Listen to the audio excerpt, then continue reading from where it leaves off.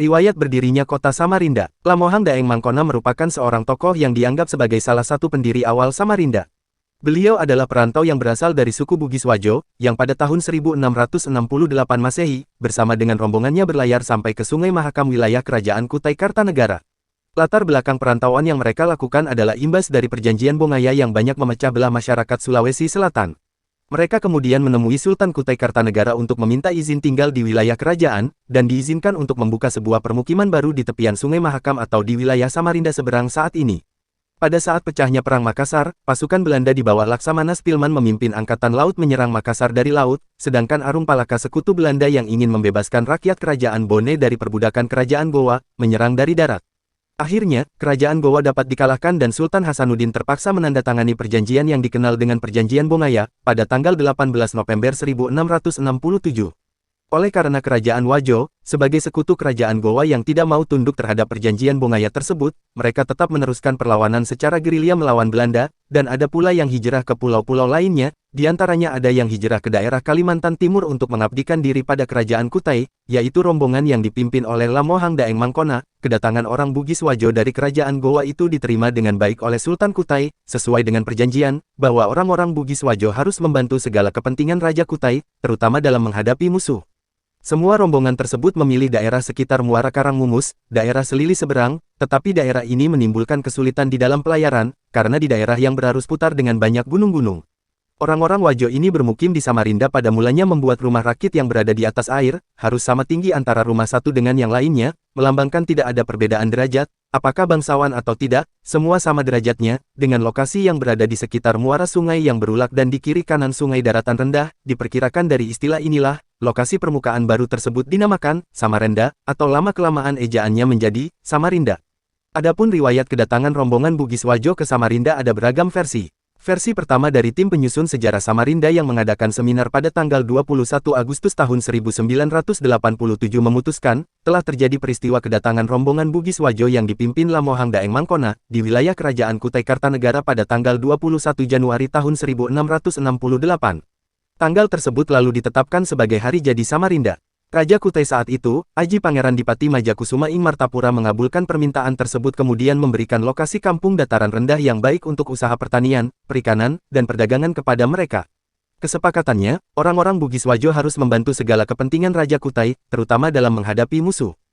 Raja Kutai memerintahkan Lamohang Daeng Mangkona bersama pengikutnya membuka perkampungan di tanah rendah bagian seberang Samarinda. Lamohang Daeng Mangkona mulai membangun daerah baru itu dengan bantuan seluruh pengikutnya. Versi kedua menurut catatan Kesultanan Kutai Kartanegara, waktu kedatangan rombongan Bugis Wajo di Samarinda pertama kali terjadi pada tahun 1708, pada masa Raja Aji Pangeran Anom Panji Mendapa. Versi ketiga menurut berita lisan atau cerita rakyat, rombongan Bugis Wajo merantau ke Samarinda pada masa pemerintahan Raja Kutai, Aji Pangeran Dipati Anom Panji Mendapa Ing Martadipura tahun 1730. Adapun asal-usul pemberian nama Samarinda juga beragam versi, mengenai latar belakang terciptanya nama Samarinda. Versi pertama, berdasarkan persamaan ukuran tinggi rumah-rumah rakit penduduk Bugis Wajo di Samarinda seberang, yang tidak ada yang lebih tinggi antara satu dengan yang lain, sehingga disebut Samarendah, yang juga bermakna tatanan kemasyarakatan yang egaliter. Versi kedua, berdasarkan persamaan ukuran tinggi Sungai Mahakam dengan daratan di tepiannya yang sama-sama rendah. Versi ketiga, berdasarkan asal kata dari bahasa Sanskerta, yaitu Samarendo, yang berarti selamat sejahtera. Versi keempat, berdasarkan cerita rakyat bahwa nama Samarinda berasal dari bahasa Melayu dari kata samar dan indah jika digabung, Samarindah.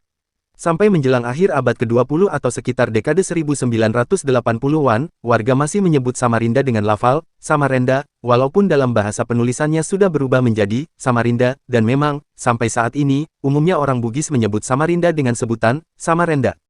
Makam Lamohang Daeng Mangkona terdiri dari dua bagian yaitu bagian Jirat dan Nisan, beliau wafat dan dimakamkan pada tahun 1705. Oleh karena Lamohang Daeng Mangkona adalah seorang tokoh penting dalam cikal bakal berdirinya kota Samarinda Provinsi Kalimantan Timur, maka dari itu dihadiahkan wilayah tepi Samarinda seberang, sebagai tempat bermukim para pendatang dari suku Bugis Wajo sebagai rasa terima kasih telah banyak membantu Kerajaan Kutai Kartanegara Ing Martadipura. Hingga sampai akhir hayatnya, Lamohang Daeng Mangkona beserta rombongannya pun wafat dan dimakamkan di Samarinda seberang. Objek yang diyakini masyarakat sebagai makam Lamohang Daeng Mangkona dan 3 makam lainnya berada dalam satu pendopo yang telah diberi tegel dan atap. Keempat makam tersebut menggunakan nisan berbentuk bulat, gada, dan nisan berbentuk pipih. Biasanya makam berbentuk bulat dan gada merupakan makam seorang laki-laki, sedangkan makam berbentuk pipi adalah makam seorang perempuan. Dalam lontara Bugis penulisan nama Lamohang Daeng Mangkona, yang saat ini tertulis pada papan nama makam. Makam ini terletak di tepi sungai. Kemungkinan besar lokasi ini juga merupakan tempat pemakaman bagi rombongan atau pengikut Lamohang Daeng Mangkona yang lain, terlihat dari banyaknya nisan kuno di area tersebut. Jumlah makam yang dapat diidentifikasi sekitar 50 objek namun hanya bagian nisan yang tersisa. Nisan yang ditemukan ada dua tipe, yaitu gada dan pipi berbahan batu andesit dan berbahan kayu ulin. Dari kisah awal perjalanannya, diperkirakan makam tersebut sudah berusia lebih dari 300 tahun.